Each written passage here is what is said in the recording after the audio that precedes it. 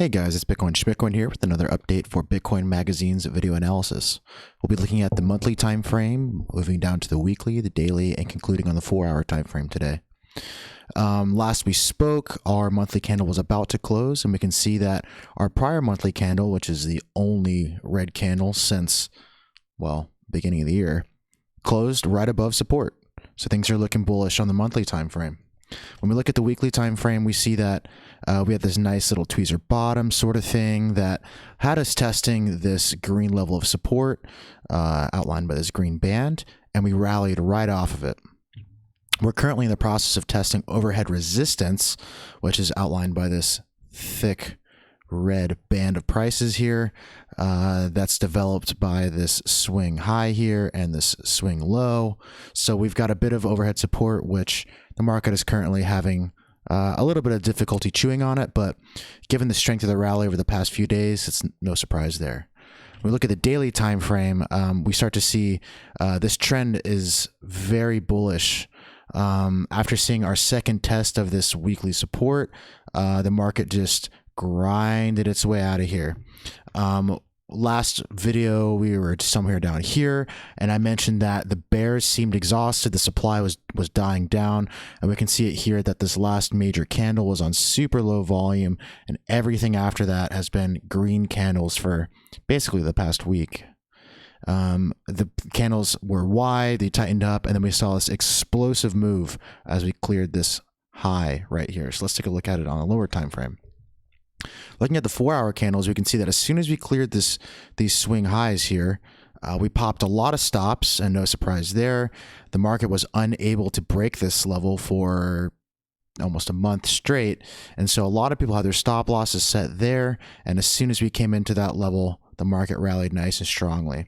When we look at the trend of this consolidation, we can see that we're bound within this really clean supply and demand channel, which is outlined by this guy here.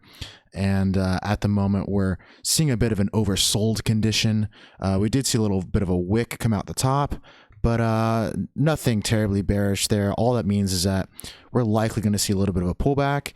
And given the strength of this rally from 9,300 to basically 12,000, I think we could all use a bit of a pullback, you know, maybe see some profit taking from the bulls, see some speculative shorts kick in.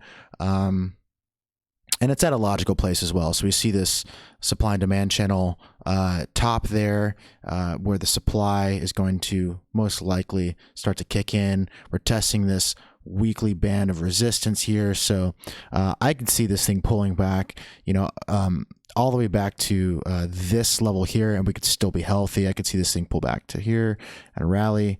What we really don't want to see is we don't want to see a strong pullback that pushes us back below here. That would be a sign of weakness in our market, and that's not something we really want to see on the 4-hour time frame, and definitely not on the daily. We don't want to see something like this entire green candle just get reversed and we close somewhere down here. But, you know, things are looking bullish. I do think that, you know, before any major supply hits the market, when I say major, I mean something like this or something like this, I think we're going to retest this swing high and see what the bears are made of. When we're looking at the structure of this market, we see that everything above this swing high has just been chop, and there are no clean discernible levels where, like I have said a few times, reversals like to take place. Reversals often take place where bulls and bears take a combined interest. And right here, this is one of those places, right? So we see bulls looking to take profit and bears looking to step in. But above this, we don't really see a whole lot of that. So it's quite possible that if we don't see a pullback or a retest of support, that we're just going to keep going because there are no clean levels for bears to decisively jump short on. There's no clean levels here for the bulls to decisively take profit. So if we break out of this supply and demand channel, which is entirely possible, the next logical stop is going to be this 13K level right here, right on the swing high. So keep an eye out for that. you know, not really going to go into the bearish case, really. It kind of seems a bit silly given the strength of the move.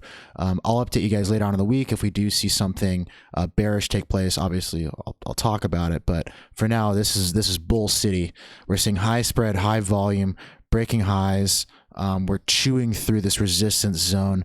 And although we may see some pullback, as long as we don't break below this support, I think everything is going to be A-okay.